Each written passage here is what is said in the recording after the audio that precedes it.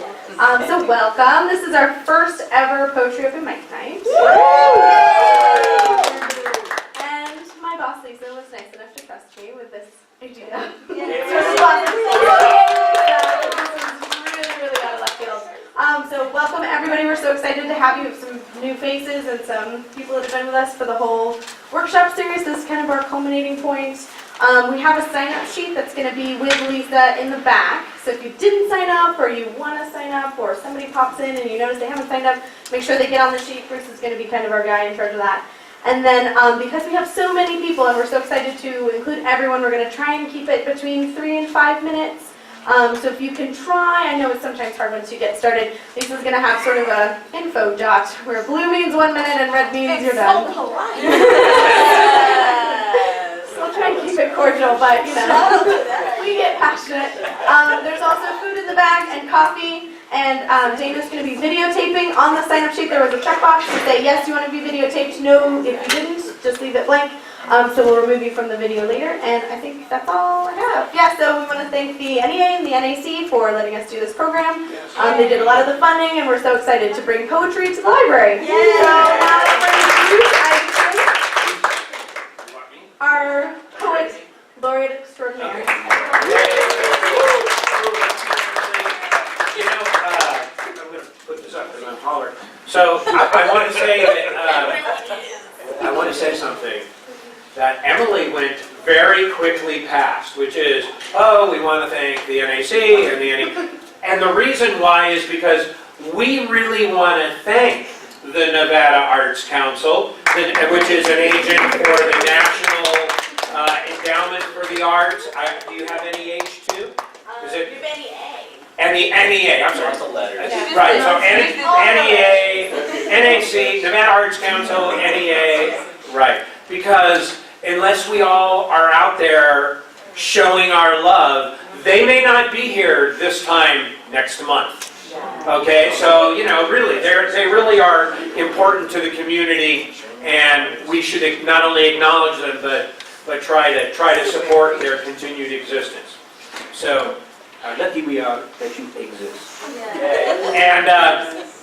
And I want to say one more thing.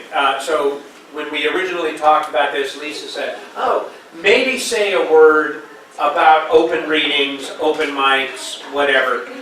You know, I really think that the open reading is the cultural kind of escape valve for pressure and feeling and thought in a society that really doesn't give, to my eye, a sufficient value to feeling. So these are important. This is where I started in poetry, was at an open mic that I showed it up at, and just started coming, you know, and going on and on and on, and before you know it, you're doing this, you're doing that, we're going back to school, you're doing, and it's been, for me, you know, the great loving endeavor of my life is to follow wherever the words take you. So that's what we're going to do tonight, and they're going to be your words. So I think what we're going to do is we're whipping through the list. So you know, we have some kind of semi-featured poets here, or featured poets. We have an excellent open mic list, which includes me at the end. So we got to get to the end. So. Okay. So the first poet we're going to do tonight on the list is Miss Ashley Vargas. Ashley is a poetry slam champion and is trying to get ready to go to the National Women's Slam in Dallas, Texas. Okay, so I'm trying to get out. Women of the World Poetry Slam. I'm actually flying out tomorrow morning at 6 a.m. to head to Dallas, trying to get in the competition, bring home some awards to Vegas. It'll be good stuff, you guys. I have two kind of short poems for you guys that just kind of resonated with me today, so I feel like they'll be good. This is called What If. What if life was simple? What if all our problems were actually opportunities hidden at the seams? What if we could achieve every dream simply by changing the way we think? What if changing our perspective could change our reality? Wouldn't that be something? What if life was simple? What if we changed me to we and really started to make a difference in our community? What if we could make this world anything we wanted it to be? What if there was no war? What if we all ate together and no one had to ever fight for more? What if we learned how to share? What if we treated everyone with respect? What if we made decisions together? What if life was really fair? What if all we had to do was listen to each other? What if all we had to do was care? What if we became one family, but embraced our own individuality? What if we celebrated our differences? What if we appreciated all our different colors like some cosmic sunset?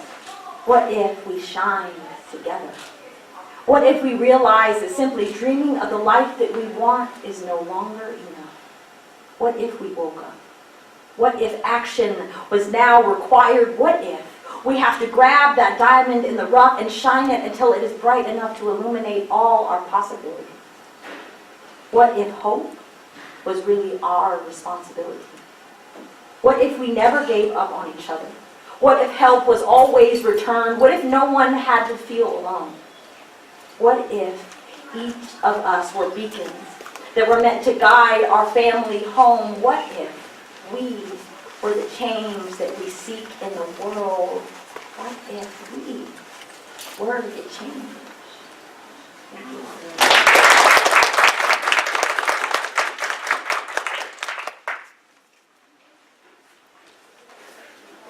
This is called Who Are You? We are peddlers of human experiences, alchemists of emotion, transmuting feelings into words, creating spells that leap from pages. Thoughts turn sound, reverberating through audiences. We were born into this magic. Both the observer and the observed, perceiving multiple realities simultaneously. We won't be told how our lives are supposed to be. We write our own history. We see the world in colors so beautiful they can only be described in feeling. We are historians masquerading as artists.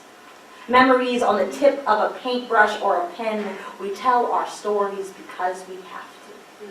Because somebody has to. Thank you.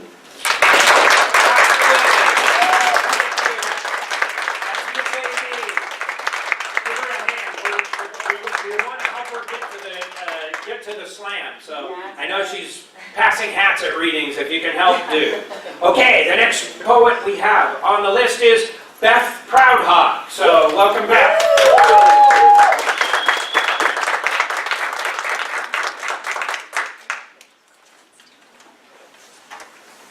Thank you. I have a couple of poems. First one I just entitled, kind of working title, Why Does? One twist.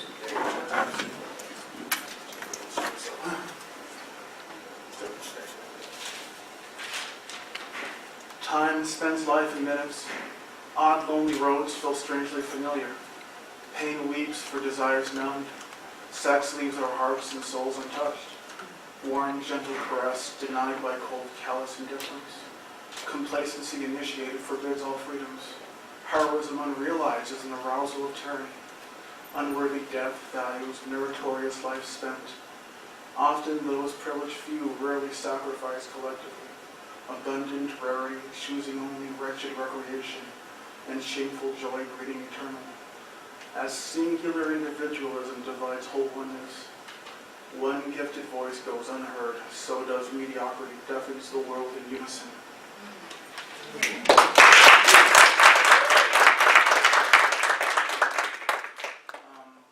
Some political views, just a general sense of complacency, like it's sickening to the person, it's sickening to the soul. It's like, as she mentioned, we all need to do something, we all need to, whether it's being an artist or being a poet, we are compelled to do. I really agree with everything you said. That was a really brutal poem, though. I have another one, it's called A Tribute to Life. Right now I'm going through a lot of physiological stuff, a lot of things I don't care to get into, but I'm kind of, I'm dying, and this is what I call a tribute to life. Life seems very strange to me now that I'm leaving it behind.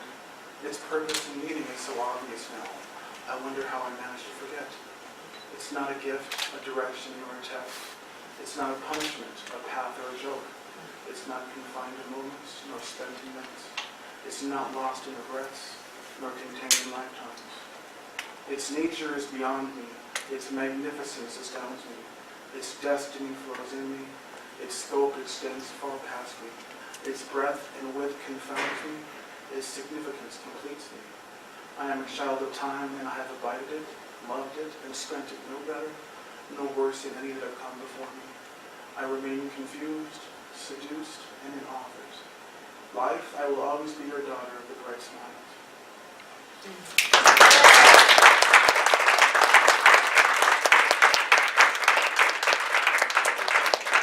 I good on time? One more. Okay, I'll do one more. It's more of a comedy, a little weird. I'll let you decide. It's called I Remember When. I remember when I was a small child with my other siblings. Mother used to scald us with hot milk, so we could go right to bed after screaming. I remember when I was having a drink with my father, and he shared some of his tried and true advice with my brothers. He would often say, according to love, if there's grass on the field, play ball. Well, what if there isn't any, my brother replied. Well then, son, flip them over and play in the mud. I remember when I was in high school, when most of the boys were terrified of giving a home report in front of the entire class, all about spurring a huge, untimely erection. I told them that it shouldn't bother them. I figured if the teacher could do it, so could they. I remember when I was in the Girl Scouts. I had to wear a green uniform, and all the other children would make fun of me. Little did they know that most of my merit badges came from the trapping, bedding, and the burning of various little woodland animals.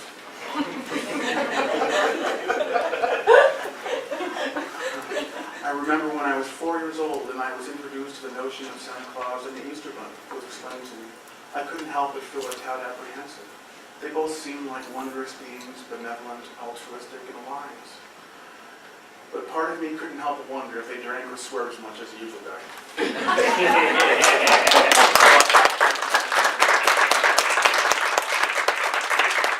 you, Beth.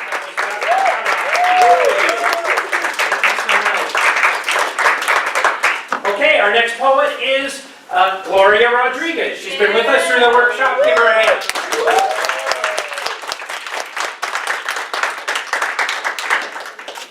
Thank you very much. I usually have a loud voice. Can everybody hear me? Yeah. That's what I figured, yeah. Okay. I'm intrigued with the desert, have been since, especially with Nevada, when I heard that there was nothing here. That was in 1992, and I've been coming back ever since, and finally a friend got me to stay.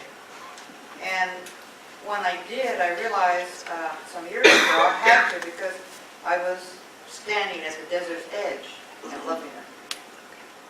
I stood at the desert's edge as it whispered secrets of the past. Dying babies' cries, brought by the wind, whispered in my ears. Metal wheels rolled in sand under a still, heavy burden, recently lightened, pulled by weak animals, straining against dry, creaking leather trusses, with wood wagons cracking in rhythm, and drying wheel hubs resounded in my ears. The horizon was a blur, and the sun dizzying, though I saw a haired maiden walk swirling about in flimsy white on a pool of water. Instead, it was that dust devil beckoning for my attention to see others rise, as if on command, on other pools of water. Standing there, the secrets of the past seemed to engulf me and swirl around me, off into the horizon, a horizon that seemed vague and distant, and leaving one a feeling of daring uncertainty. The wind picked up and seemed to repeat the wail of those that came this way, so desperate and frail. The same horizon teased them on to risk their lives, dreams and hopes, even faith that all would be better going west.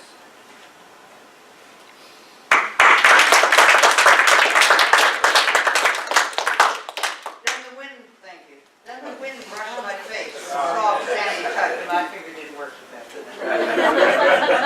My skin seemed dry before it had a chance to excrete any moisture. The hair on my head waved, then stood straight up, as dust combed through, drying my scalp as it passed. As I stood at the desert edge, with its secrets whispering past, I wonder, do I want to repeat this pioneer's trail? Then the wind tugged at my clothes.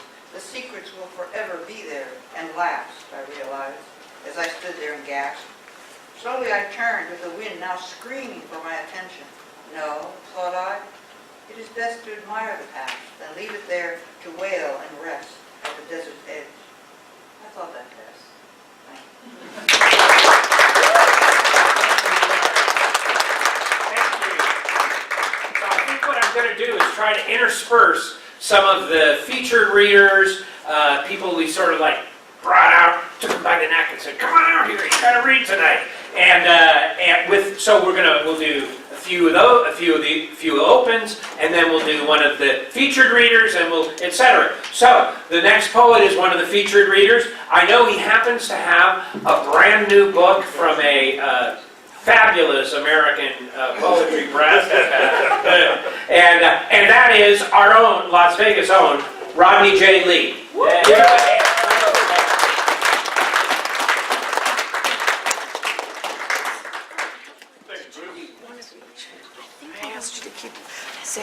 Thank you, everyone. My name is Rodney J. Lee, and these days I write under the name of Teach. Mostly because for the last 22 years of my life I've served as a teacher right here in the Clark County School District. Secondly, because poetry has been very much a part of my life. Through my words, I like to think that I teach, no one else, myself. So it is always an adventure. So I'm going to start with some poetry. Come on here just to hear me talk. This is my book that Bruce was telling you about, A Page and a Pen. This is just a proof copy. He just gave it to me tonight, so I'm beginning to go through it and take a look at it, so I'm really excited. All the poetry I'm reading tonight, except for my last poem, are from this book. So. First poem is called, and I always like to start, I'm talking way more than I ever do with poetry. Usually I just come right up to the microphone and do poetry. I swear, if you know me, that's what I always do. But I feel like I need to explain some things. I always like to begin my first poem as almost a dedication or a homage to my old self as a poet, because I have been writing for so long. And if you write for a while, you know that you go through different lifetimes as a poet. So this poem I didn't write when I was young, but it's about when I was young. It's called On the Back Stair, and it goes back to when I was a young man living in Gary, Indiana. The heart of the city. Broadway off 15. Mona's the place to be. Blues spot, jazz house, package liquor, lounge. Family. Old structures no longer standing. Wood frame, brick facade, roof topped with tar. Heavy shingle keeping out the rain. Holding secrets in. Breathing. Sides almost touching next door structures. Almost. Close kin, my auntie cousin, two sides, and the windows looking in. Disparate doors face the avenue. Choices. The dark painted glass tavern entryway. The tall wooden door, green in memory. Portal through time. Reminisce, trace coterie up the narrow hallway. Steep stair and banister. And stare. And stare. 100 stairs, straight up, transcending the street beneath, leaving behind the fading jukebox thump beyond the wall, climbing above gray Gary, Indiana air. Familiar scents bring to focus forgotten sights. Poppy, thick glasses, suspenders. Grandma Jean, house coat, long black Indian hair, still blurry in memory. Reaching out through the fog, I can hear winter. Cast iron radiators ping, clank and hiss, walking from room to room like ghosts. See the upright mahogany piano, somebody I never saw play. A Across the room, the cat seat window, half octagon frame glass, dark ornate wood sill overlooked downtown. My 3 cousins' playground. Recollections, summertime pool adventures, day quests, searching for treasures through empty lots, trespass explorations into abandoned dreams, vacant buildings, the city's early malignant rot, before terminal metastasized blight convened. They tried to keep us safe inside. As they say, not as they do, but we knew. Chase the smells and sounds, the music, the vibration, the beat, the parties. Dark family business, seeping through the floor like cigarette smoke. The sweet perfume of liquor permeated our brains, entered us, lured us through the darkness, tempted us away past sleepy elders' eyes, not even black and white flicker. Quietly padded running, hushed snickers, snuck down back stair, down close to the scene so we could hear, by chance see the players play, smoke, cuss, drink, laugh, argue, and sing the blues. We dared those swaying stairs, flimsy, deadly, dangerous stairs, behind the tavern, touching the alley off Broadway, clung on for our lives, inch deeper through darkness, shaking on the cracking landing, laughing, Gritzy, Dino, Mickey, me, listening, learning, looking in on lives. Perhaps may have been better for us not to see.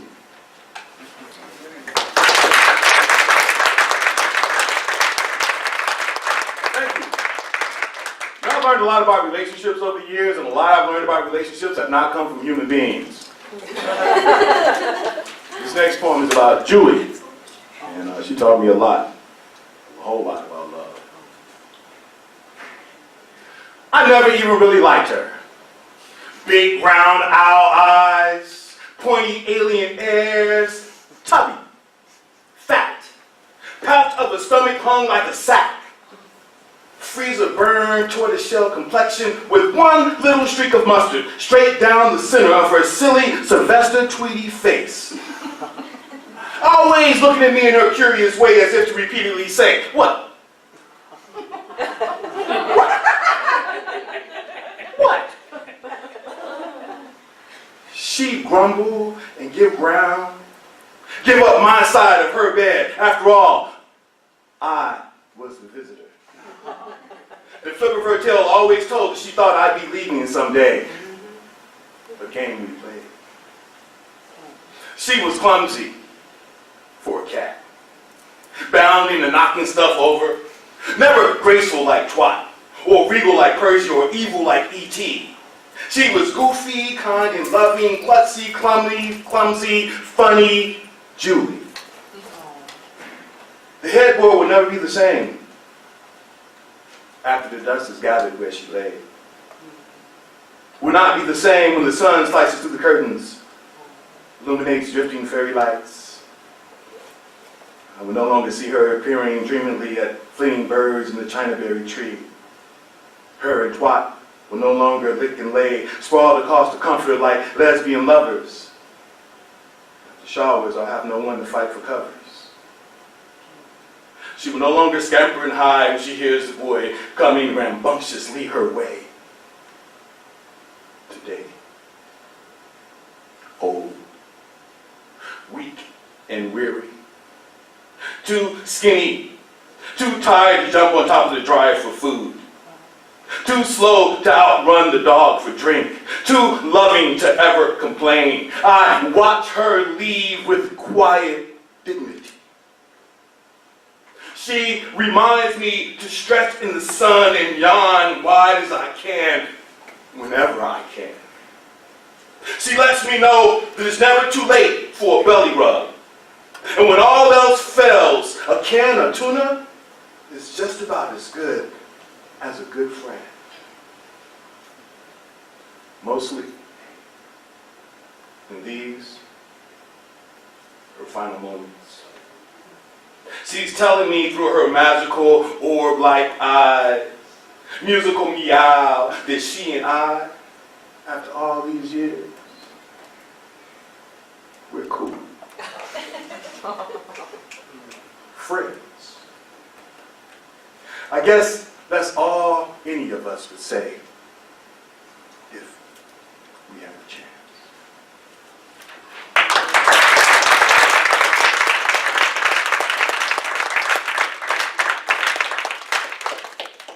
Thank you. Sometimes people do what they're supposed to do. This is a poem about one of those times. Before I was an educator, I worked in casinos. One night, a coworker had a problem. It was a miracle. It was truly a miracle. This poem is about that miracle. It's called The Circle of Men. I saw the men. The circle of men. Regular men, young men, working men, family man, part ancient man, ever struggling man. Men. The men held counsel. There was whispering among the men. Head nodding and groans, grunts among the men. Somebody had a problem. And the men moved. Moved like soldiers, like warriors, like hunters, like men. Oh, father of men, how proud you must have been. No heroes, no saints, no glory seekers, no reward at stake, just men. Helping a fellow man. Collective, tribal, godly, godly in the highest sense. For just a moment. Then came the macho front, the laughing and harassing, poking hurt in the name of poking fun, egos, selves, wounds, and the circle was broken. The magic was gone. The men turned back to dreams shattered, hope scattered, life in a will. Too much drink, too little for the kids, doing just like Daddy did. Work is hard, gets in their bones, makes them age before they're old, makes them tough, steals their soul.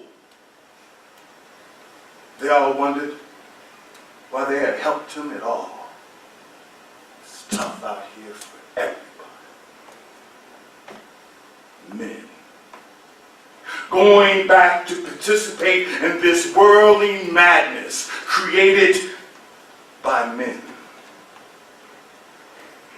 But just for a moment, there in the twinkling of that new day, together they were more than men. They, the Son of Man, the spirit and essence, the very dust of man. Men. As we were created to be.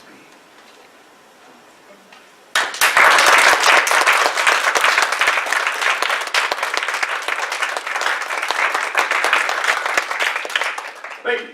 This one was just because I'm getting old. Truly it is. It's called Wasted Shadow. Young man! You there! Standing with your hands in your pockets. Pants droop showing your crack. Wrinkle like you just got out of bed. Cat porch sideways on your head. Metal in your face. How can you even taste with that barbell through your tongue? If you were my son, my reflection, my shadow, my hope, are you on, dope? Do you know me? Mr. Responsibility. Shape up. Standing there looking like I used to look in another life, another time, when I was blind and still free. I know you. I know you. I know what you want before you do. Know what you think before you thought. Know in time you'll lose that bop in your walk. Turn your cap around. Hear a different sound. You'll talk the way they want you to talk. Be on time. Stand patiently in line. Crease your slacks. And in fact, be old and tired and burnt out just like me. You'll forget your dreams in every rebellious thing. Be the perfect cog in the social machine. Listen to me, boy. while you still have a chance. Run! Be free! Mohawk that hair, turn it green, hitchhike and holler, skip, love, take that girl to the dance while you still have a chance, while you're young, before you become my reflection, my shadow with no hope, really needing dope, before you become me.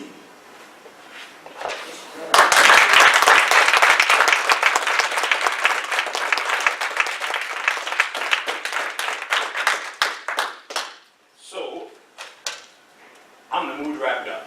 Good. I'm gonna read one last one. Good, is it? I made a perfect decision. So this is the book I just finished up, and this next poem is a concept poem for the next book that I'm writing. Because I lived in Las Vegas for 35 years, and we talk about this city in many different ways, and a lot of it has to do with that Las Vegas Strip. And as a resident for 35 years, I'm here to say that that strip has very little to do with the day-to-day lives of the people who live here unless they work there. So, I want to talk about another area of Las Vegas. I want to talk about all these trails we have running through this city. And I don't know if you guys know about them, but I do something on the trail every day. And there's a history to our trails. So I wrote this poem, Along These Trails. And I'm writing this book, one more thing, I usually don't say any of that, really don't. I'm writing this book because there's so much turmoil in the world. There's so much I can't control. There's so much that if I spent my words on it would just be anger and venom and vitriol. And my mother always taught me if you don't have something nice to say, don't say anything at all. But I'm a poet and I can't shut up. So, I'm searching my soul for something nice to say. And I'm beginning my journey and my focus right outside my door. Right out of these avenues where all these stories live and these people in this town lead out their lives. So, again, I'm on these trails. And I'm riding my bike. I stand in the sun of the face another day.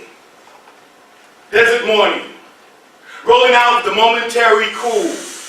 Pre-dawn mist out along these trails. Las Vegas wash trails. Short and long trails, cared for, smooth, rough, neglected trails. Asphalt and dirt, city trails, wash trails, running, walking, bike trails. Urban, inner city, suburban, rural, equestrian, backcountry trails. Paradox, connected. A system. Veins wrapped around capillaries, alongside main arteries, roadways, trails. History. Cross-section with the old Spanish trail. Causeways of a storied past. Horse-trodden trails of exploration. Conquest. Discovering lived-in spaces. Renaming the name. Laying claim. These trails. Right down on Lamb Boulevard. Over across Pecos. Straight out beyond the 15. The whole valley. Rocky foot trails before. Pristine, clean before. Meadows before. Las Vegas. Crystal rivulets of life before names we know and languages we speak. Before. Now, forever. The first people's trail. Native, we say, yet their stories told of the people before. Those who came before time and stars. Before them, the people. The elders who spoke the first words. Through us tomorrow, those who will speak the last. All nations here together. Flesh and spirit, walking, hunting, marching, riding, striving, loving, living, dying, men and women, ghosts along these trails. Walk across time. Walk together in quantum steps, past, present, future, through reality, thousands of generations, through, into, over, between, together, right now, forever, and always was, even way, way back, frightened, lost, along these trails, without fire. Before memory, beyond that darkness. This was Coyote's Trail, and Bobcat, and Hawk, the Heron's Trail, and the ground squirrel, the mastodon, and the megamont's giant sloth, Similodian, fattless, saber-toothed cat.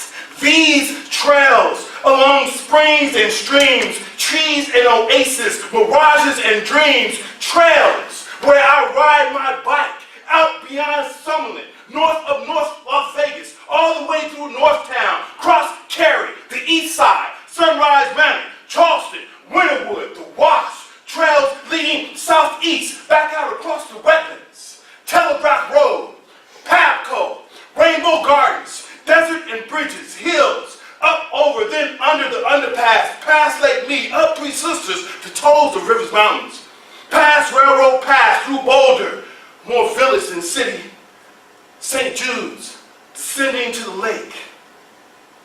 These trails tell the story of our region in varied voices. Different voices, the same. Human. Straight through the heart of the valley. Trails.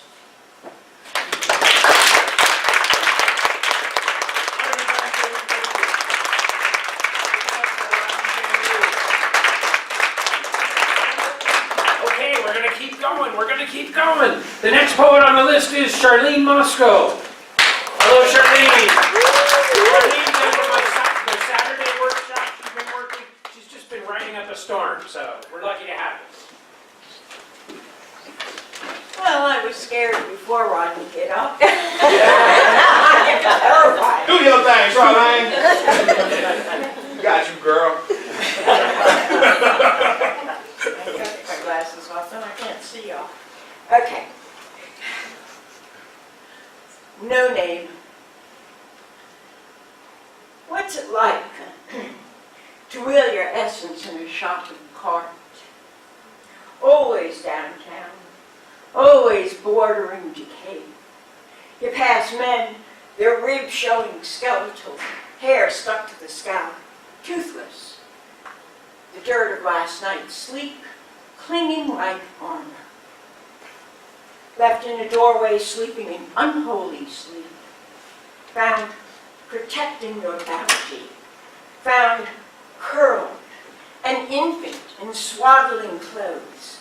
Swollen legs wrapped in layers, hair a lice form, skin darkened, deprived, brain cobwebs and snatches of songs. Everything in your compressed universe as important as motherly love. Winter coats in summer, boots on shoes, a solitary sneaker tied to the handle of a flag of ownership. Bundles of black plastic bags holding bits and pieces of someone else's life. Reclaimed, valued, precious, loved, animate, cleave to each other, and speak volumes of need. You with your shopping cart have no name. Survivor in a war of gasoline fumes, ignored red lights. You are gender obliterated. Memory selective, anger spouting, shouting at companions long dead. You, with your jack-o'-lantern smile, push and pull your bounty of riches to the edges of mayhem.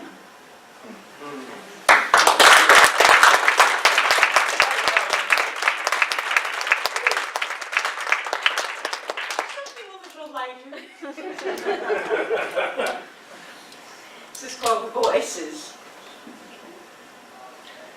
My clothes hang in readiness like souls in Shoah, waiting to be let out.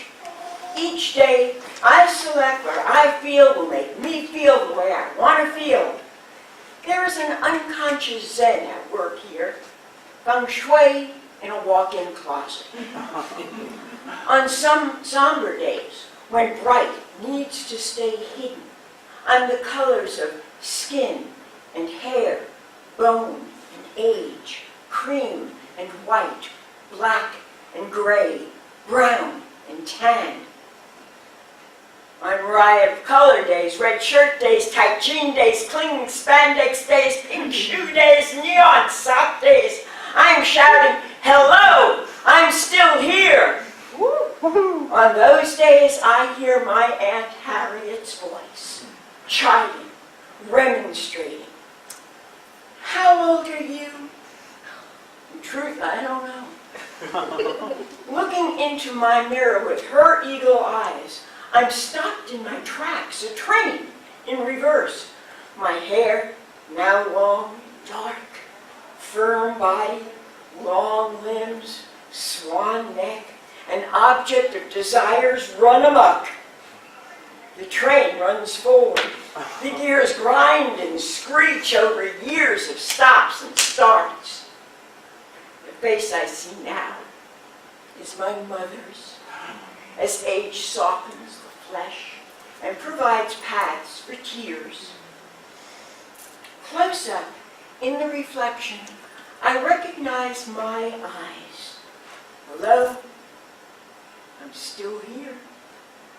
2 steps back, then look again, full length. There's Auntie's voice again, chiding, remonstrating. How old are you? With snap attitude, I answer, any age I want to be, and damn, don't I look good today for an old broad with skinny jeans and orthopedic sandals.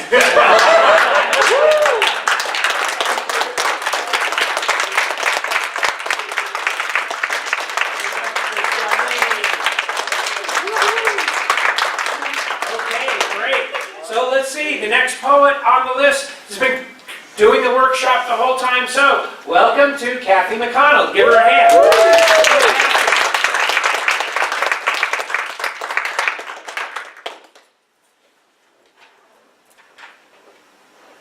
Okay, so this is called the Cheese Ghetto.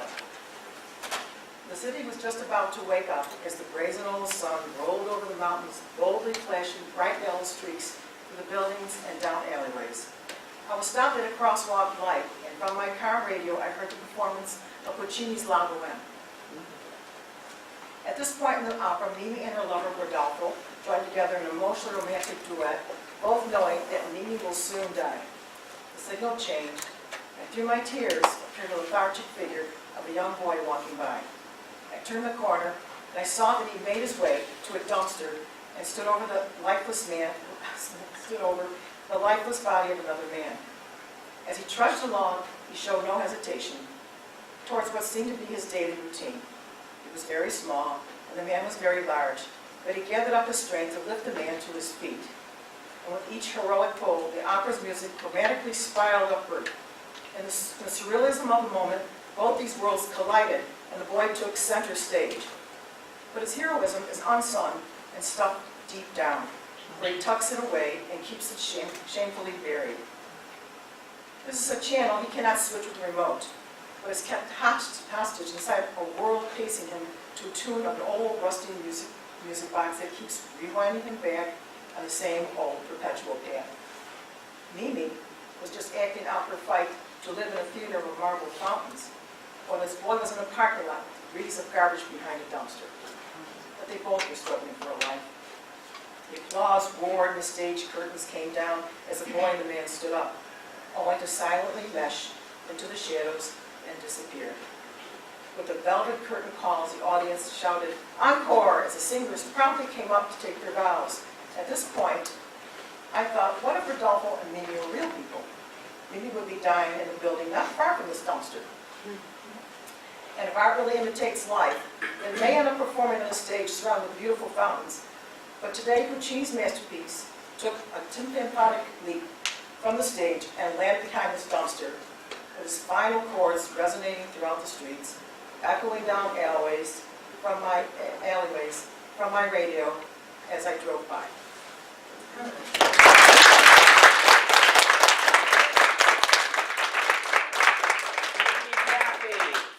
Okay, let's see. Here we go. The next poet on the list is Ray Rodriguez. If there's somebody else who wants to sign up, come around here. Yes, you.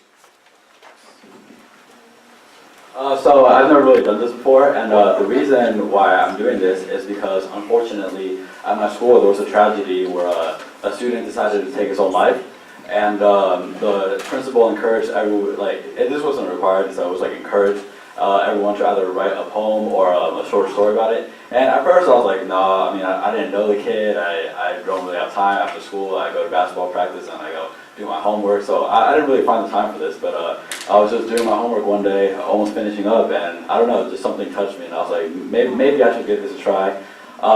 At the funeral, well, my bad, I said something, I went too far, but for the people that wanted to write their poem or their short story, we submitted it to the principal's email, and she picked some people to recite them at the funeral, and I had to decline because personally, when I pass, I don't want someone that I didn't know to be speaking at my funeral. No, I'm serious. I don't know. I just feel like that should be reserved for family and close friends. And then my teacher, she got her hands on my poem. My English teacher, the principal, sent it to her, and she told me about this open mic thing. So I decided to come up and I'd read it here.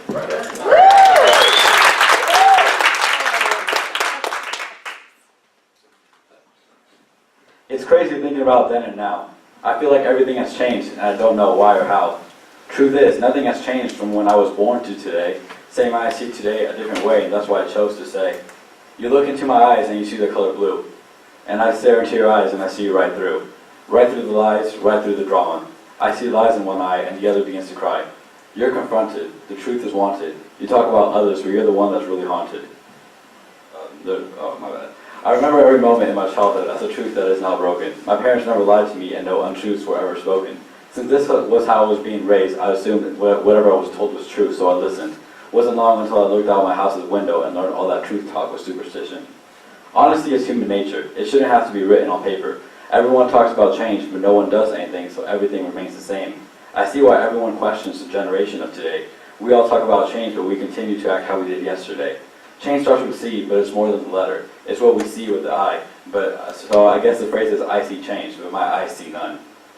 That's just one part of reality. You think you have friends, but most of them are there because of your salary. Some of these dudes always call you to party, but won't give you medicine when you have a simple allergy. Everything was good in my childhood. Mom always came home in a cheerful mood. On the table, there was always food. My parents talked about succeeding, and I prayed that someday I would. I told you guys how one look out of my window made all that truth talk fall, and I didn't know where I stood. As a child, I was naive. I sat at home with my parents talking about Adam and Eve, and the tree from which they couldn't eat, and how Jesus washed the serpent's feet. But my focus remained the same. My parents got me some board games and began to rhyme words. I made in Scrabble. This was the beginning, like Genesis in the Bible. I'm not speaking to anyone in particular, but these next words might sound a bit familiar. You see the smile, but the poor man was dying inside. Gun to his head, and the poor man dies. Then you talk about how he was such a great guy, but you're the reason he committed suicide. You take a walk to try to get the agony out of your head, but you realize the guy you bullied is now dead. This walk is called life. 50 years pass, you live in regret, but you never forget. You finally start to feel a bit upset, and that upset turns into sorrow, because the guy you killed did not live to see tomorrow.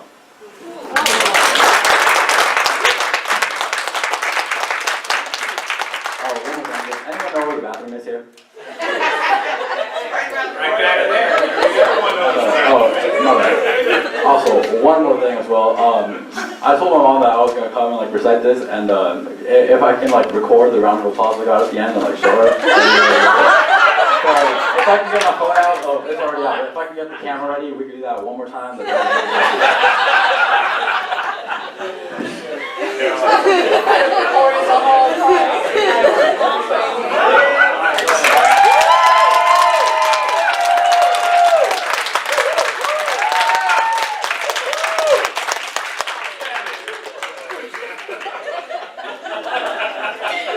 Okay. We've had applause, we've had a little bit of everything. There we go, okay. So we're going to have one more open reader, and then we're going to have our feature Heather. But first, give it up for John Allen.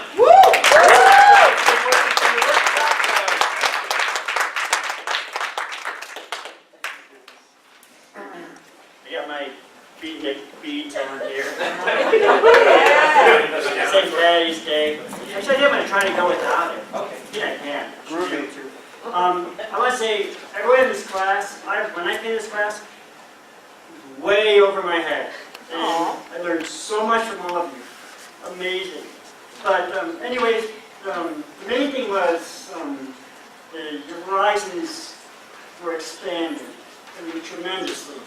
And I perform Shakespeare in schools here for free, so the kids get exposed to it, so they learn language. Yeah. And as you get through school with language, you don't have to be an athlete, you can actually do it. And I was exposed to some amazing poets, and I want to read just a couple poems from them really fast. The first one, and I'm going to go and dive into these poets now, and many more. Thank you, Bruce. I was raised by all women, some of them, especially enamored by the writing of women. I think they're brilliant. And the first one is Kathleen Wood. And these are in the class we saw them, but I just got to read it because it was really funny, and I liked it. And I think it's called Mein Kampf, I think that's what it is, but it says Gary Snyder lives in the country, and he wakes up in the morning listening to birds. I live in the city. That's it.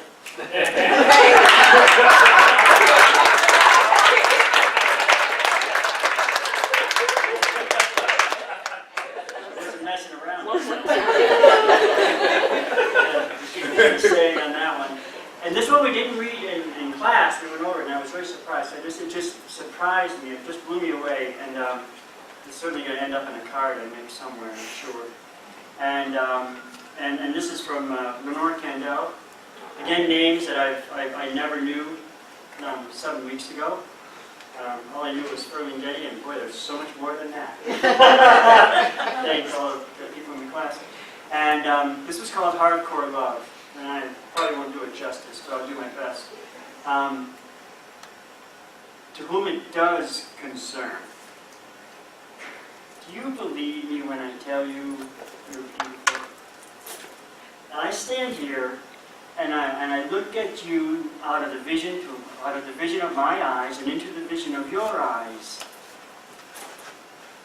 and I see you, and I see you're an animal, and I see you, and I see you're divine, and I see you're a divine animal, and you're beautiful. The divine is not separate from the beast. It is the total creature that transcends itself. The Messiah that has been, waiting. The Messiah that's been evoked is already here. You are the Messiah, waiting to be born again into awareness. You are beautiful. We are all beautiful. You are divine. We are all divine. Divinity becomes apparent on its own recognition. Accept the being that you are and illuminate yourself from your own clear light.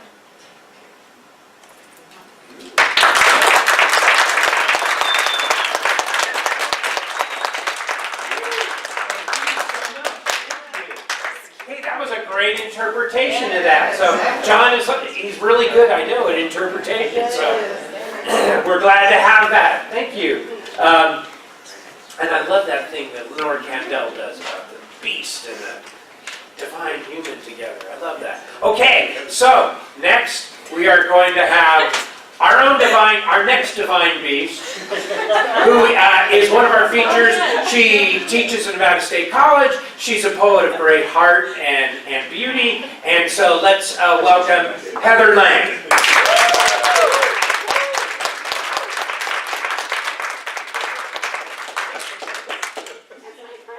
Rodney's big in trouble. Never. Can everybody hear me? Alright. I'm betting on our fight in Paradise, Nevada. And you say the elephant hasn't got a chance. The tiger has claws, brass knuckles too. And then you say, I'll show you I'll give you the old one too. It's industrial theater, it's negative space, it's animal control. It's knowing that Las Vegas, well, it doesn't suck. It's a string of confetti that quivers like my spine in love. And it's not about the building, it's not even about the bricks. It's all about the explosion. Wait, I don't want to forget you, love, although I know I will. From here, we trace the lines of our cityscape. You hold my hand, spread my fingers like a bouquet, no, like Joshua trees, like snapshots of hotel implosions, and I wonder where we'll sleep. All right, so that was actually inspired.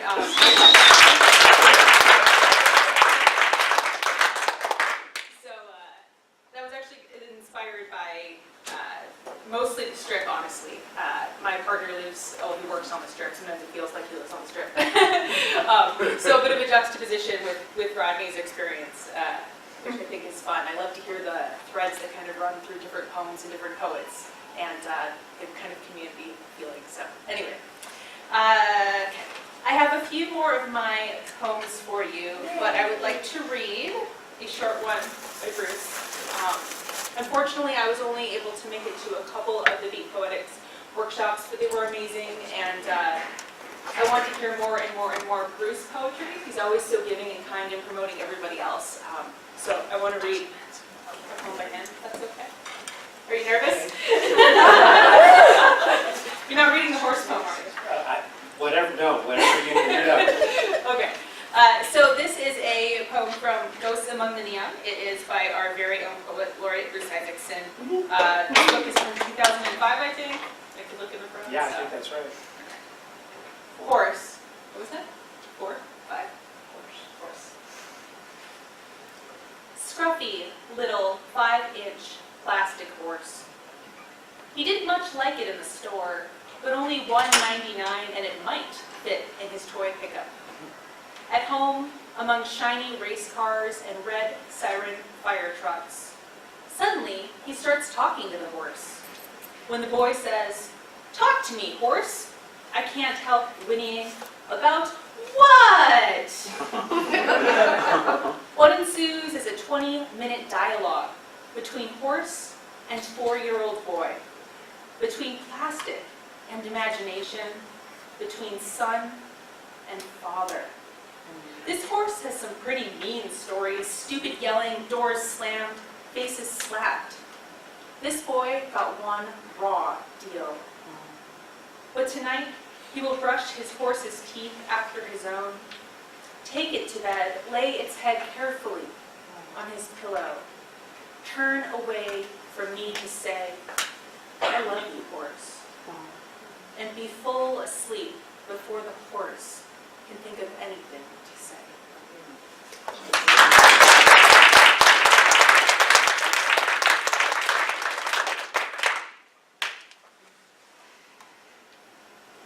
Captions, because some things only share a name. Do you remember when we stopped holding hands? When it was clear we could not be saved? We finished believing long before then, though, if the Tooth Fairy weren't real and St. Nicholas was someone more like your father, then there could be no God. You were my little brother, but I believed in you.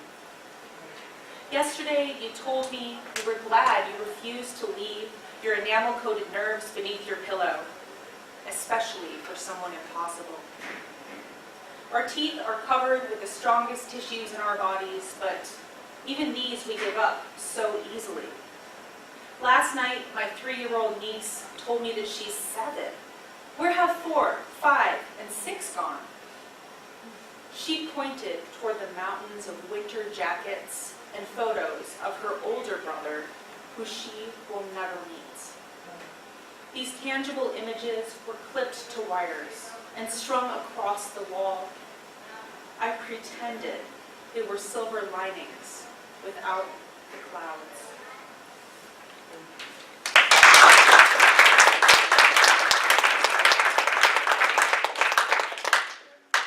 Nesting isn't seasonal. After being being left the Odrinsky family stacking dolls. When I was young, I'd ask for Grandma Busha. You can pick one or the other, the adults would say. You don't need to say Grandma, Grandma. But there's something important about redundancy. You put cinnamon on your tongue. You call it a dusting. You say it's anti-inflammatory. To me, it's the soil of certain memories, sprinkled over sugar and over butter and on top of Wonder Bread. It's something constant. It's something passed down from mother to child to child. Even though, no, especially because we no longer speak the language. Busha isn't Polish, a man once told me. It's Polish-American slang. And no one knows where or when it started. Even when our throats are sore and red, we still toast the cinnamon sugar bread because some things are hidden and others need to be repeated. I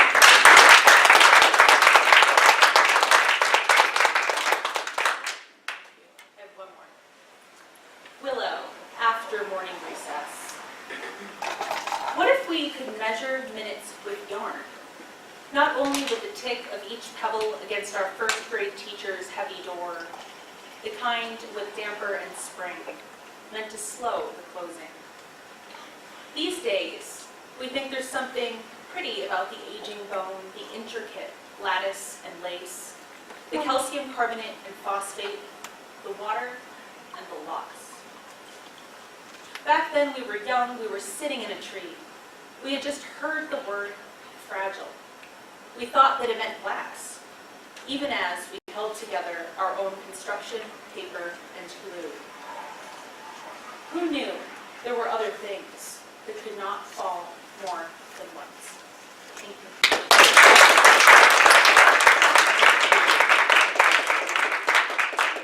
That was the fabulous Heather Lang.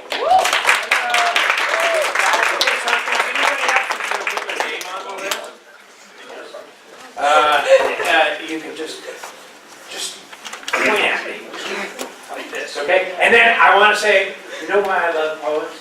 Not one phone has gone off yet. That's amazing to me. I didn't even say, hey, turn your phone off. No, none of the phones have gone off. That's fabulous. Okay, either that or nobody wants to talk to us. I'm not sure. Okay, no, I don't think so. Okay, so the next poet we have on the list came to all the workshops. I'm really looking forward to hearing what he has for us, and that is Mr. Brian Phelan.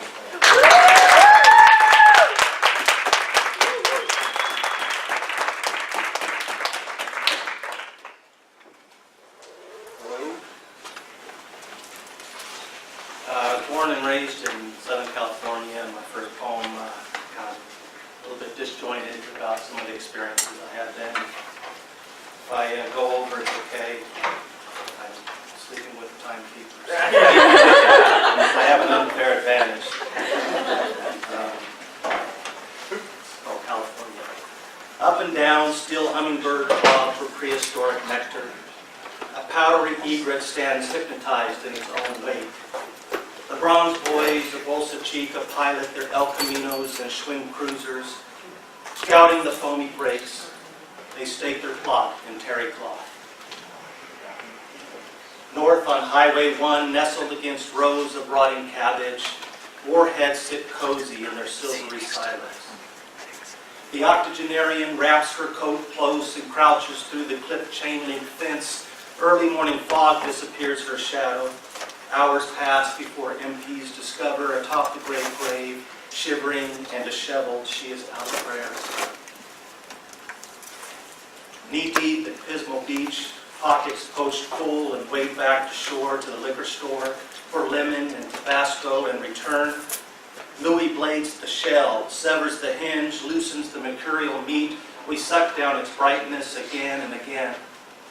Shuffling through bivalve stupor, we sprawl sun-soaked and nearly naked upon a cypress. Its gnarled branch, a briny hand, elevated in thanksgiving. No, really, it's 110 in the shade. hurries us down to Chico Creek, my new 1-year-old slipping in my arms. The wind, like a hairdryer, ignites the caves of our chest as we descend into sweet creek coolness. Miserere, miserere. 4 bathers oblivious to us, me and my boy, ascend naked, glistening, cubis dripping, baptismal water. Happy birthday, son.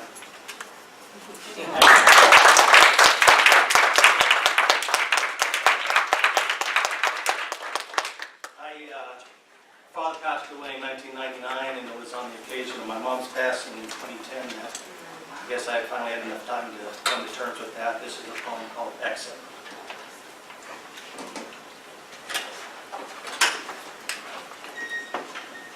The day after he died, she asked me, sole witness to his last gargled breath, "Did you see his spirit leave?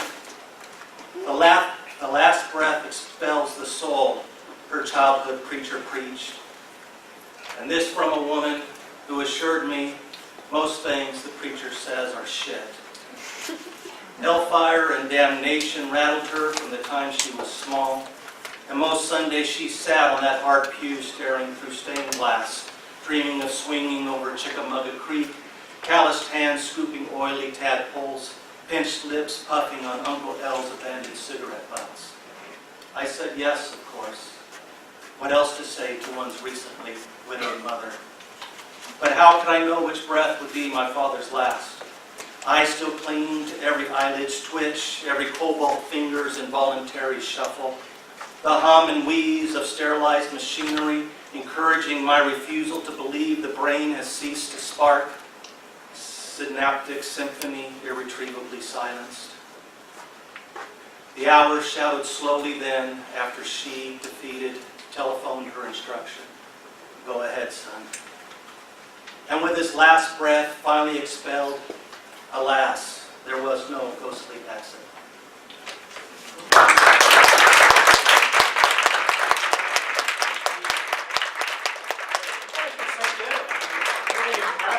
This has been really fun, and we've got more. We're going to be a few more. So, our next poet is Emilee. Miss Emilee Wirshing.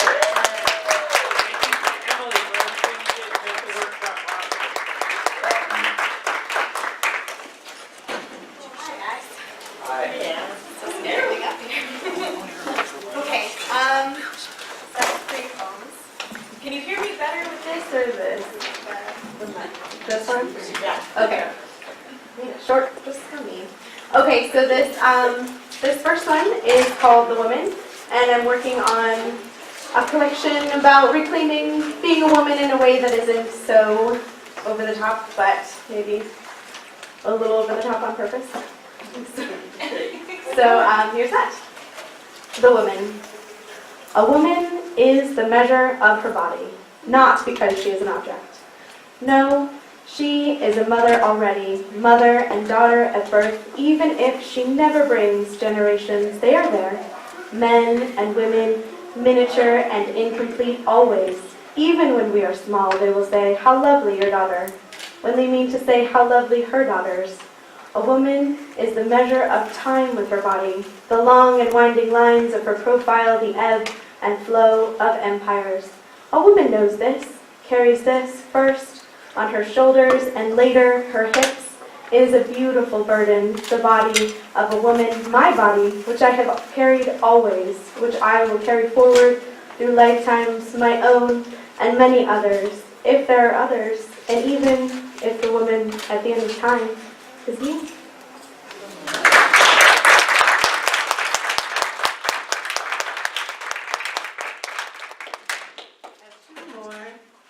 One's a little bit long and sort of sad. That's okay. So this is a poem about something that really happened, and I think it's sort of kind of close to all of us in our world of technology, and so I hope it touches you in a good way, but sort of sad. Okay. This one's called For Jane. I remember Jane, who had the same name as my grandmother, but died when she and I were 20. I can see her there on the road, gazing up at a squint sliver moon, a dark night, and a crisp fall, rainwater, and a cell phone still bright from recent correspondence, sending or receiving. I wonder sometimes if Jane's last words were her own, if they brought joy in that moment on the crosswalk where she read them, instead of seeing the blast. I never saw Jane, but I see her now in the fresh stripes of newly painted roads. Jane, who was a newcomer that fall and never went home again, who maybe had just seen her mother for the holiday and fought over grades or her new boyfriend. Jane, laid out in a black coat and glowing phone, who never flinched or hurried at oncoming headlights. Jane, who was unidentified for 5 days to let the family grieve and received 2,000 prayers under a new name, like a saint. Saint Jane of the text message, Saint Jane Doe of the lakeside crosswalk, who died for our sins so we might feel vindicated in saying, those buses get too close. Those drivers are reckless. That man behind the wheel with a son and a wife in a town thick with speculation, Saint Jane the vindicated. All these years later, I recall the crosswalk blocks and their alternating white and black of safe passage. I remember how cleverly the school intersections lit up as we wandered through their yellow reflectors that flickered and danced, and how that didn't matter, not to Jane.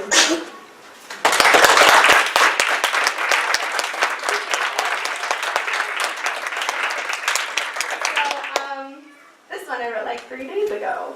You know, you write something like super new and you're like, I don't know if I like it. But I did it, so here we are. So the collection I'm working on is called If Women Are Birds, and it's still like very drafty, but I feel like women are always sort of described in ways that makes them feel vulnerable, and I don't know that that's on purpose, but I think it happens, and I think there's ways to take that and sort of reclaim it in a way that's a little bit more fearsome. So I hope I do that. Okay, so If Women Are Birds. I wanted to tell you. I wanted to say, when I was meant to listen, that if women are birds, we are birds of prey. But I said nothing.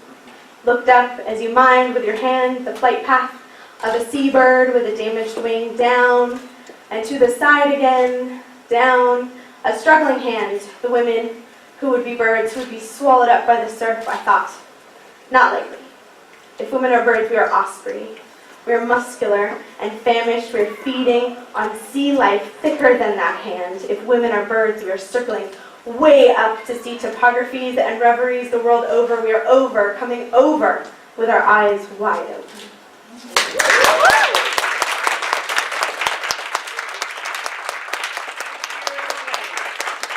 you so much. That's great. Okay, we're going to have, let's see, we'll do one more poet, then we'll have our final feature, and then we'll be racing to the end. Okay, so our next poet is Megan Duffy.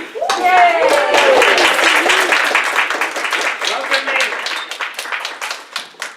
It takes a lot to get Megan out here to read. Right. We don't get to get it that often, so thank you for coming.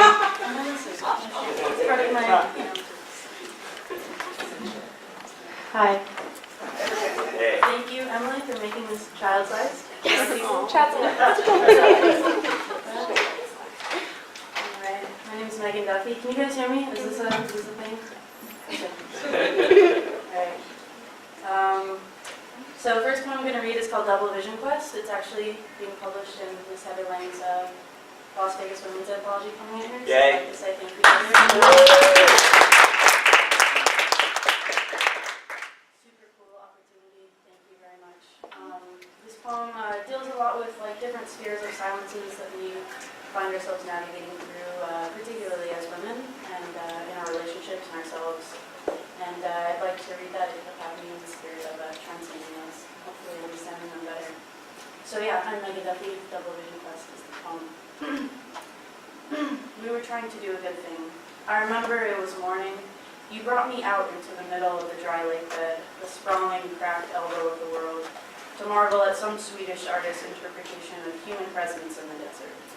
Limestone boulders stacked high in totem-like reverence, painted the color of ice on other worlds, of mist made electric. Pink cotton candy dregs gleaming wet on a child's fingers, metallic silver of pulpy sci-fi spacesuits, the green of a poison tree frog, throat pulsating. I said they looked like neon marshmallows, that I'd like to skewer them over a fire.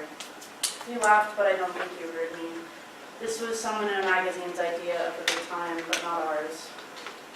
On the drive back to the apartment, we blinked ourselves to blindness against the sheen of a sun dipped in wet paint, hovering like a twin world, unattainable and annihilating. The tip of a match head struck a light, lodged through a pinhole in the sky's fraying drapery. Your slender fingers balance a cigarette out of your car window with more ease than I'd ever seen in you. Arrogant star, twice quintupled, slips itself into the pocket of the mountains like a found coin. And I wonder what her body felt like underneath yours, if the fit was right. Silence slaps itself against the car like a wet rag on granite. The rows of cacti flit past as the pages in a flip book being thumbed, stretched far, tombstone-like in their symmetry. Some slumped like bloated pincushions, others stand erect and outstretched, something of Christ in them. The arms retaining a certain martyrdom, soaking in sun, dust, rough clay, the crippling exhaust of cars as they cough their way onto less menacing landscapes. I told you it would take all of their needles combined to pick the memory of you out of my teeth. I don't think you heard me. Her body underneath yours. We were trying to do this thing.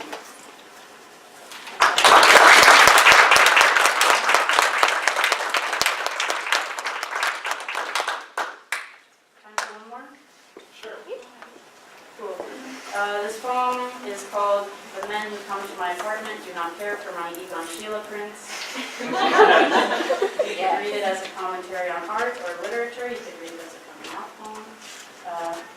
It'll be like however you read it. The men who come to my apartment do not care for my Egon Sheila prints. They are Auslanders in this country of brusque angles and sickly limbs. The jawbones like splintered ice, ribs rattle loose from their cages, askew, thighs wriggling, white and thick like cream from a sieve, into the vulva, the external coalescing toward the internal, hollowed out the nexus of bodily truth, drop house filled with pelvic bones, splotched skin, disproportionate desires. The appendages are all wrong, they say, and where are the luscious curves? Where are the lips like flower petals parting, the water nymph torrent of red, blonde, appropriately textured brown hair? Where is the masterstroke weaving convex into concave, God's expert touch?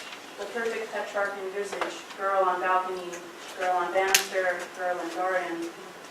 Sheila's women are too hunched and awkwardly sprawled. They are true themselves. The men who come to my apartment are used to seeing what they want, not what is, and what was, what could woefully be. They are spoiled so fruitfully by presentation and pretense. The all-white, off-white backgrounds are too plentiful in possibility, too vague, everywhere and nowhere. They are all-time, negative space. The women could be anywhere, especially where they're not allowed to be. The cold tiled bathroom floor where she folds in upon herself to pluck a few stray white strands, stark against the dark thicket of her pubic hair, or pinned into the beige carpet, besieged by soot and dirt from where her boyfriend forgot to take off his work boots. Where is this woman, and why can't you touch her? Why don't you want to? Even as she's there, naked, open. The girls who come to my apartment, however, adore Egon Sheila. We would have coffee with these women, sob into vomit-streaked toilets with these women, and wield without hesitation the blunt objects of our bodies.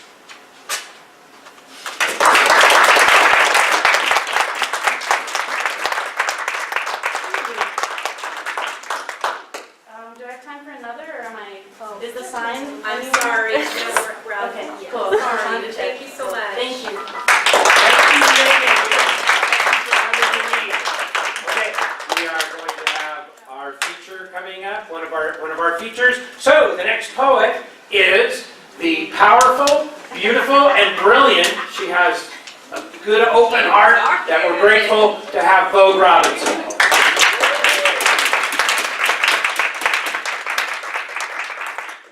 Those are such nice things to say.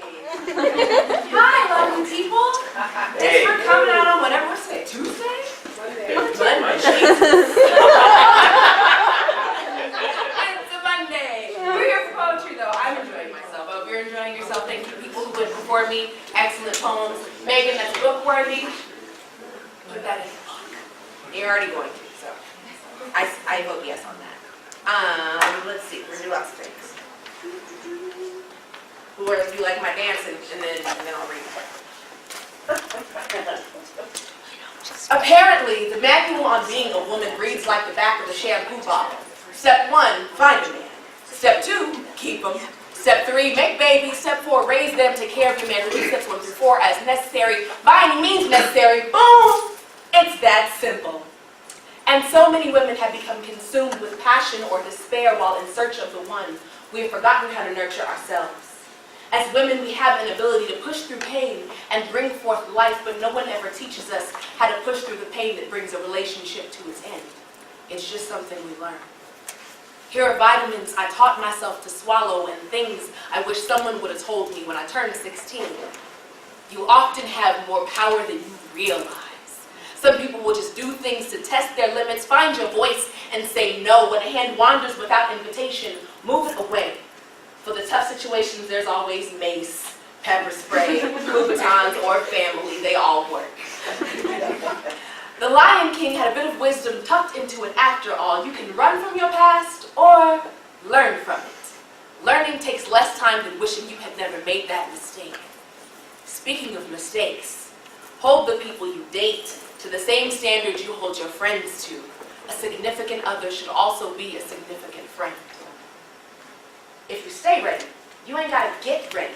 So tampons and pads should be packed in every purse or backpack you own because trust me, another woman might need them. You may notice that more women than men will tell you you are beautiful, radiant, intelligent, or kind. Believe them. Surround yourself with loving people because they can see you from a better angle than any mirror. Believe me. When people tell you that you're so young, believe them. Because this world is your ocean. Take off your shoes and get your feet wet. Build a boat and sail above it. Let the wind be your guide. Take lessons, put on scuba gear, and explore how amazing it is. Lay out and enjoy the warmth of the sun. Pick up a seashell, whisper a question, and listen for an answer. Let the moon be your DJ and the stars your disco lights, and dance to the crashing of waves. Grab a plastic bucket and build a sandcastle. Name it after a loved one who has passed. Watch the tide wash it away and accept that all things are temporary, except love. I wish somebody would have told me, if God is love, then love is abundant. We have love like mangoes in the leaves. We should be tossing it back and forth at each other freely because there will always be more. A good friend told me, Bo, don't settle or sell yourself short because life only gets better. And I have been making excellent life decisions lately, so I believe.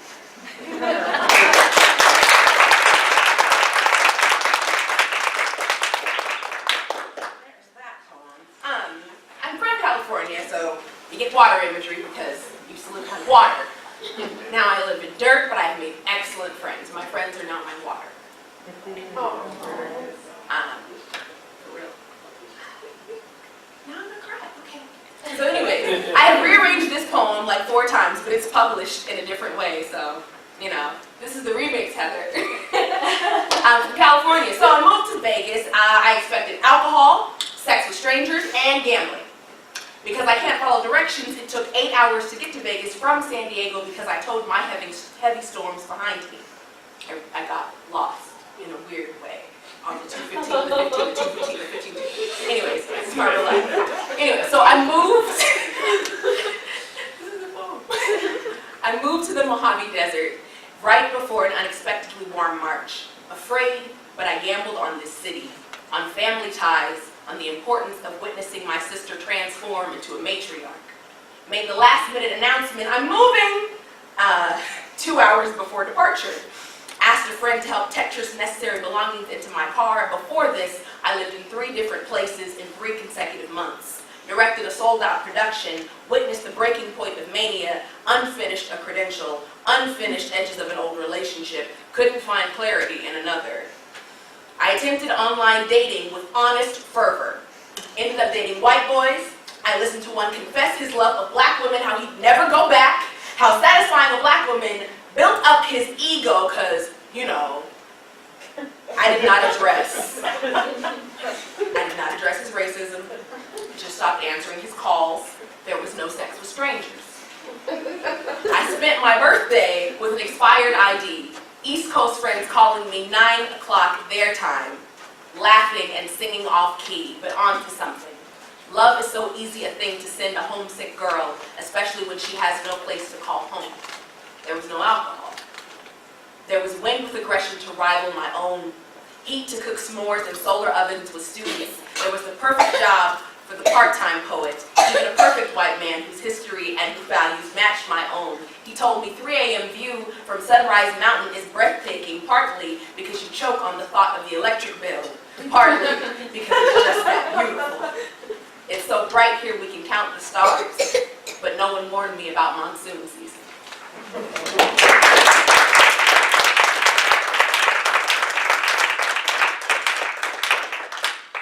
This poem is called Eddie Murphy.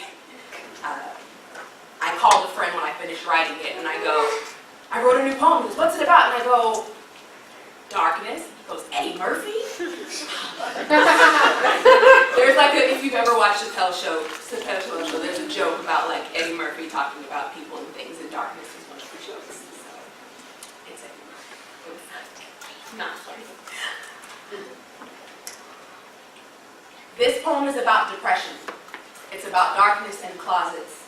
Growing up, the only door in my room was connected to a closet. No such thing as privacy, no doors to lock, no safe space to change in, nothing to get in trouble for slamming, no way to signal that I wanted to be left alone. I claimed closet's sanctuary with a nightlight and a good book, used headphones and fictional fantasies to muffle domestic earthquakes, fell through the cracks, landed in a place where animals have human experiences. Predictable stories assured me that mine would conclude like theirs, happy ending on the Richter scale. Between an abusive mother, a cowardly ghost for a father, a grandmother who holds love for ransom, and a cousin with too many empty post-prison promises, I have cried in dark closets for years. Within dimly lit tears and short-ended tall tales, I discovered an internal mechanism for cheering myself up, a muscle for working depression out of my system, and Lord knows I've had to use it often. Friends often say I have this way of saying what is needed, when it is needed, a way to uplift them and validate their feelings. Until the year that something inside of me cracked, I had nothing to give, so I hid in a dark place. Fear can feel comforted in dark and stormy settings, reminded that you shine no matter where you are, that shadows don't have depth to fall into, they are empty space. Darkness is empty space waiting to be filled with something tangible at once. Children with miniature flashlights reading Are You Afraid of the Dark bonfire stories. The darkness wants constellations, confessions, stripper poles, inappropriate dance moves, and hole-in-the-wall bars heated to the exact temperature of booty sweat. It wants lovemaking, masturbation, stubbed toes, and quickie. Wants tears and open hearts. Wants poets writing serious poems on smartphones past bedtime. It wants to hear I love you whispered from the mouth of an unrequited lover. Wants to watch a child tiptoe through her house, peeking in on her grandmother and older sister to make sure they are both still breathing over the sounds of a humidifier. I get it now. That was me. Call me lightning bug, lotus flower, viola, night owl, Arizona wildflower. I communicate with my light. I thrive in the mud. I grow best in partial shade. I bloom under moonlight, nocturnal and wise. See this ground in my skin. I was made to survive harsh conditions. Give thanks for the darkness. It is the perfect backdrop for light.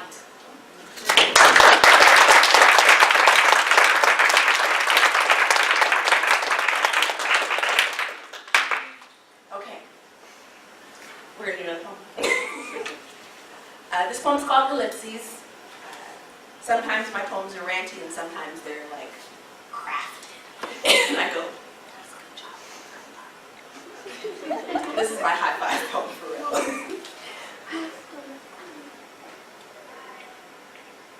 We never wish to be born.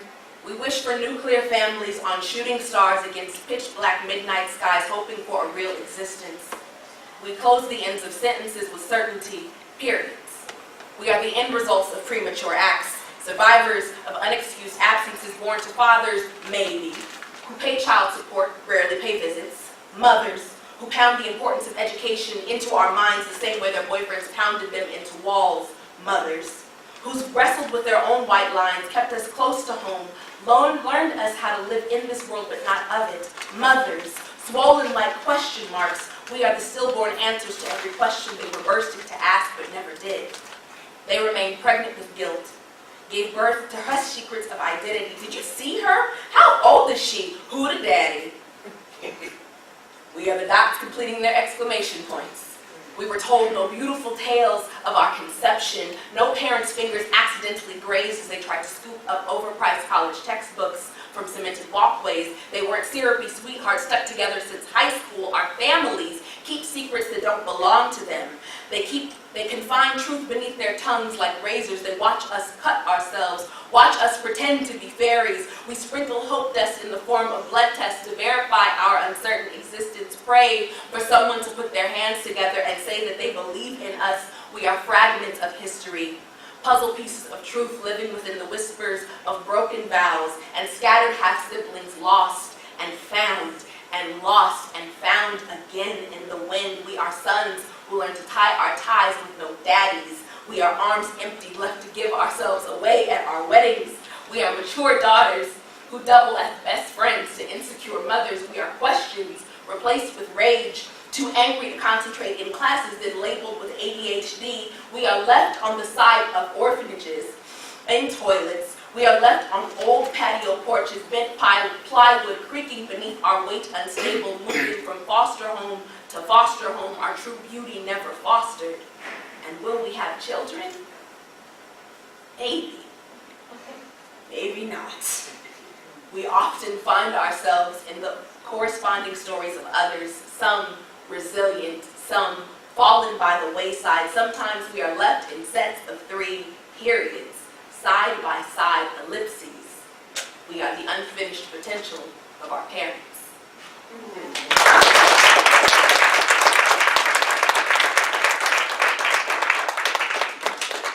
Okay, I'm gonna wrap it up.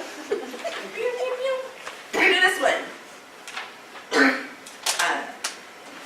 Thank y'all. So right now it's titled Fairy Great Aunties, until I come up with something better. I don't believe in buying flowers just to watch them wither and die over time. But one day I had to buy myself a rose. I paid a woman to sew a string of memories into my forearm. I remember Sleeping Beauty had 3 fairy godmothers. When I was born, God gave me 3 roses instead, great aunties. Dorothy, Lily, and Juanita, all uprooted and forced to blend and thrive in unfamiliar California soil. I thought they were mine to keep, but they were just roses. Each one an apology for my mistake of a mother, a woman whose heartbeat pounded as loud as her fists, anger always sizzling in a pot of overcooked pasta, dependence in her medicine cabinet, addiction in her diet, fire in her throat, hands made of granite. She lacked a green thumb. But my great aunts were sown by a Kansas farmer, and they grew. Aunt Lily grew a 50-year marriage with her husband, Deacon Henry. They harvested a church family, but never a suckling in their own home. Aunt Dorothy's front yard had ants crawling in wild honeysuckle buds. She found herself a hand-me-down son to help her plant them. She planted citrus trees in the backyard whose pollen danced together to create new nectar. And Aunt Juanita, the youngest, planted an entire garden of sons and daughters. She cultivated our strongest of weeds. We're going to call them dandelions. I remember my great-aunt's funerals better than their lives. When Aunt Dorothy died, I watched my grandma bawl, reach into the open casket, grab her limp arm, and screech, "Dorothy, I tried to call you. I tried to call you." When Aunt Lily died, the church in Los Angeles was filled to the brim with blue roses mourning the loss of sweet sister Lily, the deacon's wife, piano teacher, the woman who stopped going to dialysis after her husband died.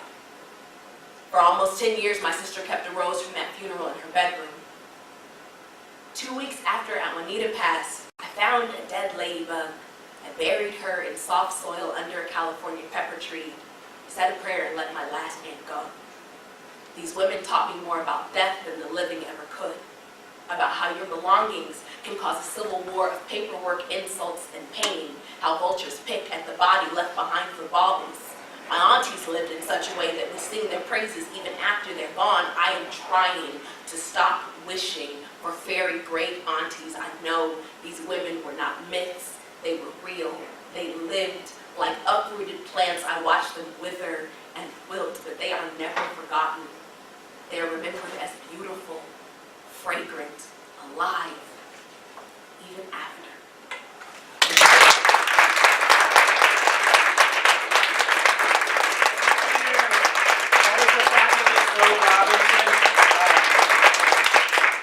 Good news and bad news. The good news is you guys are all fantastic. The bad news is if we're gonna let everybody have a chance, we're gonna have to like shorten them up. So try to keep it to one poem if you can, because otherwise not everybody's gonna get a chance. We don't want that to happen. So our next poet is Paul Michelson.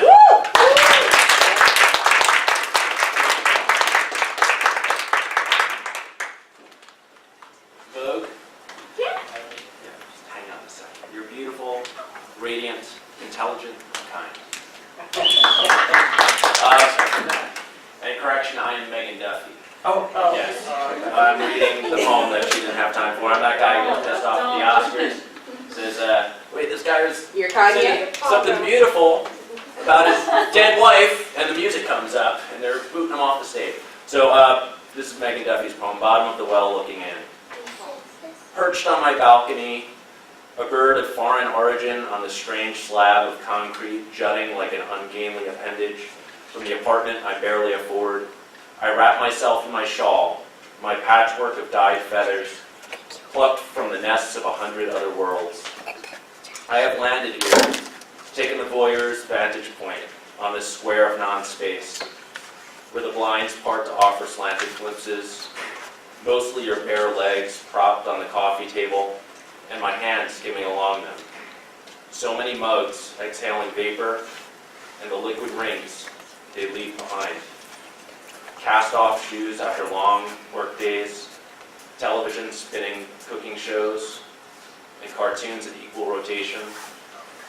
The cats making mountains of our bodies to traverse, myself with you but alone. An island split from your bustling coastal port, mining my way toward the molten core of a poem while you probed into the waiting darkness of another's body. Myself alone, small pointed thud of the butter knife hitting the hardwood floor. Grief made breakfast unbearable. Myself with men who weren't you, the out-of-body enjoyment. A viewmaster's ticking of images, whole valleys of unremembered life, stretched between, we are marked by our yawning absences. You asked me once, why do we blink through the days as though each of us only gets one life? As though we don't all stagger under the weight of 101 narratives superimposed, the negatives of each choice strewn in a darkroom that runs undercurrent always, through every second. The double life that was, that is, always folding in upon the next. Now you are not here to ask again. You have answered your own question. The cat jumps into my lap. His claws ignore woolen denim, finding flesh.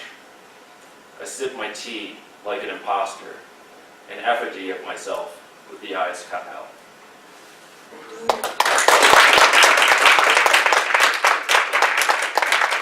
Thank you so much, Paul and Megan. Thank you so much.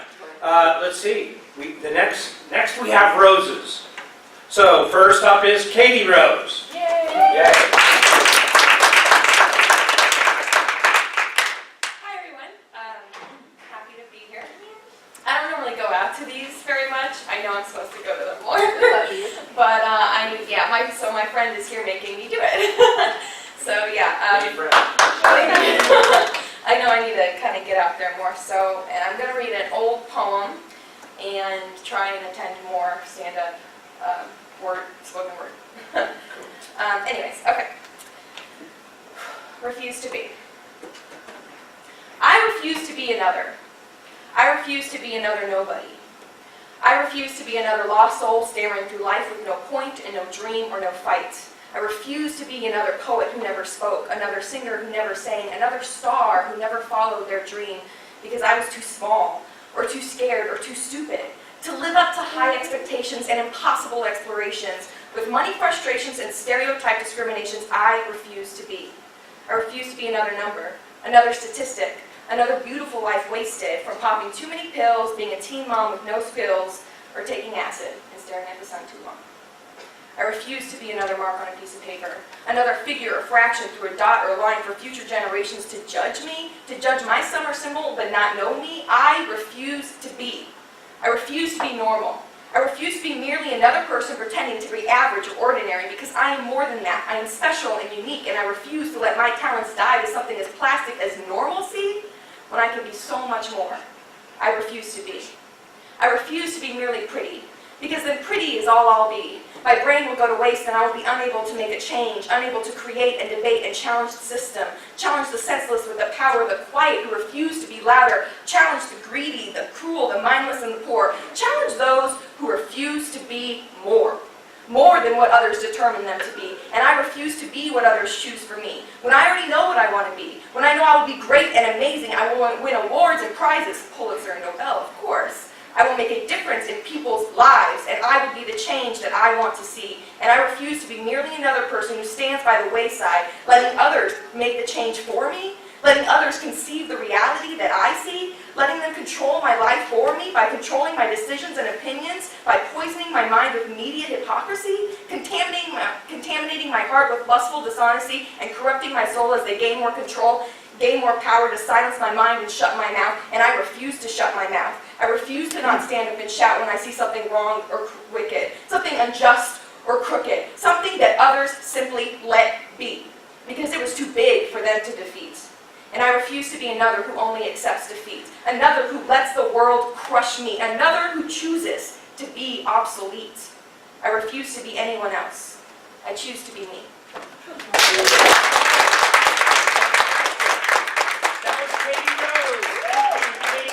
And the next poet on the list is Cherry Rose. Yay! Oh, is that you? Okay, yeah, there you are. Sorry, your podiums get me nervous. You don't have to stand by us. You don't have to. I'm originally from New York. Yay. From Brooklyn, and I usually do spoken word and all across the city. But this one I did at Madison Square Garden for the Knicks. Go Knicks! Yeah. Okay. This is about my dad. I wrote it when I was about 16. It was supposed to be 25 years of pleasure, but it was more like 25 years of pain. It took me 5 years to notice, and 16 to realize that you're insane.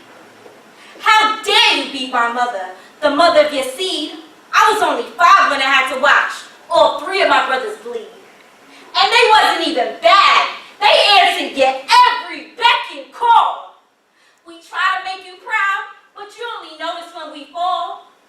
Though you was a good provider, making sure your family was fed, you wanted us to be close, yet I love you never said. You hit my mom and say hurtful things to only make her cry, and I know at times she wanted out because you made her want to die. And she was already greatly ill, but the dear Lord, he granted her a second life. Though little did she know that you would just leave and find a second wife. And all the time I hated her, I gave you the benefit of the doubt. But you torture her worse than you did my mother, and no one hears her scream and shout. When you hit my mom and brothers, I was too young to see that violence. I was always so confused and so scared, I run to my little corner in silence. I was only 6 when I had to lie. The time you sprained my arm, teachers asked me to explain all the bruises, and if you had caused me harm. But Mom says I should be grateful because my brothers went through worse. But living life with you, it made it seem like we were cursed.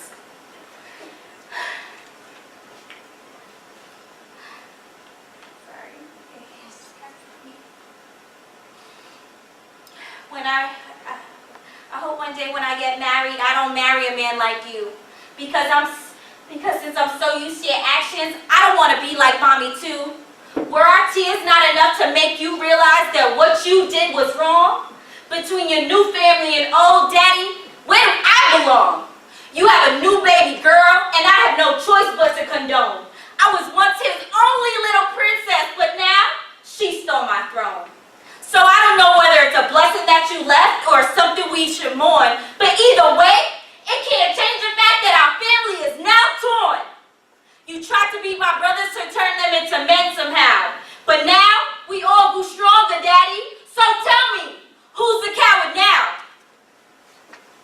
Thank you.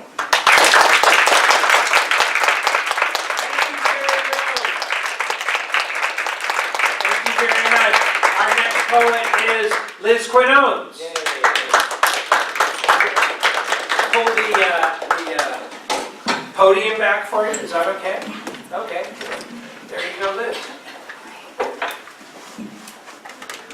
I'm so glad I Hey. was walking by. Thanks for letting me crash the party. I went home like, eat this.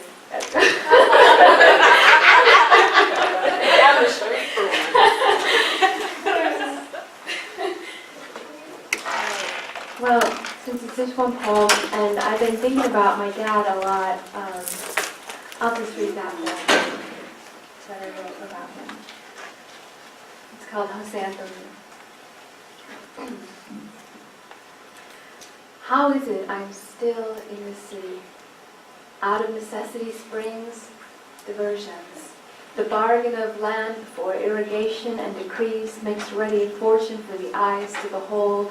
The hands grasp each other and wait, always waiting, as the mountains of Monterrey, built for patience' sake, waited and continue, whether or not we learn their virtue. When it occurs to me, I'm still surprised at my own expectancy here, a pause before you return home. Las Vegas conjures the invitation of work in hotels, in a perpetual recession. Comparison yields hope, whether we leave or stay. Jose Antonio, you have in your favor the forgiveness of a daughter is distinct from a wife's. Memory concedes, absence does not erase, though my English is better than my Spanish. I can hardly keep from making excuses. I claim what I know and allow for what I cannot.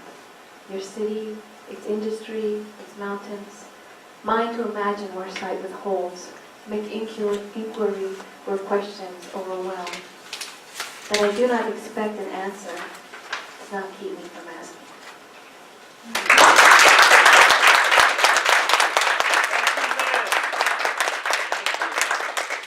So we've pretty much come down to the end of the read. We've been through the list, let's put it that way. There's one more poet, and I have this new baby, so it's still a proof copy, like Rodney's, and I'm going to read a poem from it. You guys are all so good. You read so many poems about fathers and about social situations, and I thought as you were reading, I was going, oh, I should read this poem. But I can't read every poem for all of you, so what I'm going to do is read one poem, which is an elegy to a reading. So when I was, once I was like a young poet reading in the Bay Area, and we had a scene up there called at the Cafe Babar, and we called ourselves Barbarians, and we often tried to destroy the place where we read. But anyhow, here it goes. But this is just about what it means to get together with a group of people and share yourself in poems. And this was on the passing of Whitman McGowan, who was one of our poets. Elegy to a reading. Is there anyone still around from when you were young? When we're all foolish yet filled with delight to see each other, high signs, hugs, lives of lived poems, loves sweet and broken. The glaze in the shadows falling on Adler Alley as the Sunday afternoon reading became a who knows what might happen night at Specs.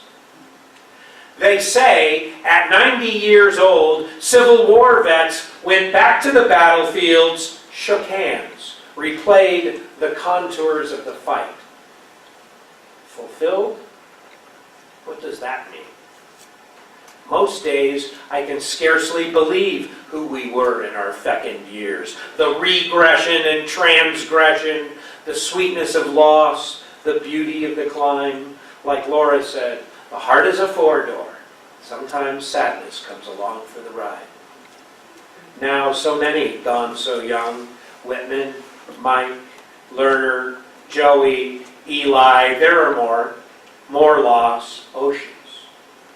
But also those we loved well. Kathleen and Danielle laughing over breakfast at the Vietnamese cafeteria before a shift at the cinema. Whitman winking at the hat shop. The intellectual brain trust of North Beach, all talking at once in Joey's living room. Laura hosting as many cats as poets in a sweet little Visitation Valley house. Oh, she had a laugh. Chattering, yet who can forget the way her poems could hush a room? And Jack Micheline, last man on earth, screaming at the poets to sing, sing, wandering the mission as if he'd been hit on the head. And Robin, who came with lithe grace and moved on the same way. And Jerry in love with guitarra. And little Nancy who wanted something. And the time Corso showed humor and voice made of keloid. And Andre with the beautifulest Stanford girl who peeled her shirt off and walked right up to me talking without missing a beat. He in next room, so 30 years later, I still have no idea what to say. And Chris, tall in devil beard and leather, courted by lovelies, his eyes darting, scared as if beauty itself had cornered him. Susie, whom everyone loved because she loved the back, biggest heart west of the Pecos. And Cyborg, who made Quirk a style. A first date with Brenda leads to the baths. No one can forget the baths, but let no one say what happened there. Polly, blind as can be, but that smile somehow saw everything. QR, gaunt, funny, walking his revolutionary duck to Babar. And Alvin, who will be a saint in heaven as he became one in hell. And the poets of hell, who jolted the scene. Bike messenger leading the people. Wild, heartfelt, Farrell, and Higgs, a tattooed tornado of poetry, who laid down a voice that sounded direct from the whirlwind. Bana, who could break your heart, and Jenny, who broke lots of them. West, who dropped out of Harvard to write poems making fabulous heroes of the trannies. Heart so open you'd wonder how he could ever shut that door behind him. The eyelashes, the delicate fury of the man. And Kim Nicolini with the poem of the family of drunks, and Sparrow's prayer to Goddess ATM. The miracle disperses, yet Joey shouting would upstage any miracle, even after Moon and Roses and Brian meeting Eli for lunch at Biff's. Our poems couldn't stop kicking one another beneath the table. And the beautiful boys, Richard and Justin and Eric, believed he's the reincarnation of Rimbaud.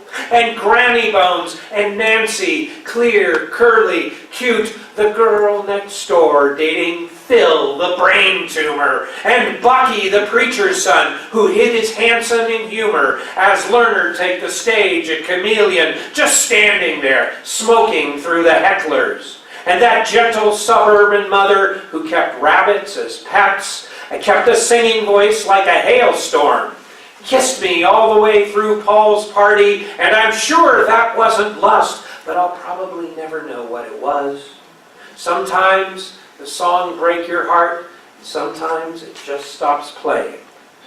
And food after the open at the cheapo Chinese of North Beach. And a gaggle of gaudy poets, a crowd of 30, scaring the tourists coming out of the bookstore. One poet weeping by Clown Alley, others consoling, others laughter that echoes off the sky. The Trans-America Pyramid leans down from the skyline to listen to everyone chattering at once, dressed like the circus came to town.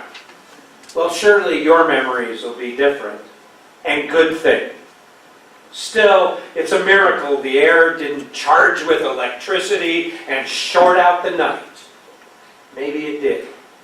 And I'm just now waking after napping, after love, after the reading. Was it all just a dream?